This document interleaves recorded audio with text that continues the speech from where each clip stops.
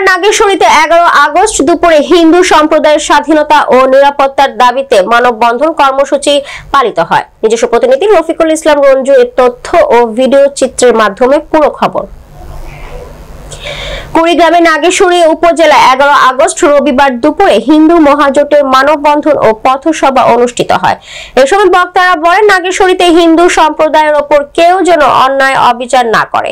সনাতনীদের ওপর কেউ হামলার চেষ্টা করলে সারা দেশে হিন্দু মহাজোটের বৃহত্তম কর্মসূচির ডাক দেওয়া হবে।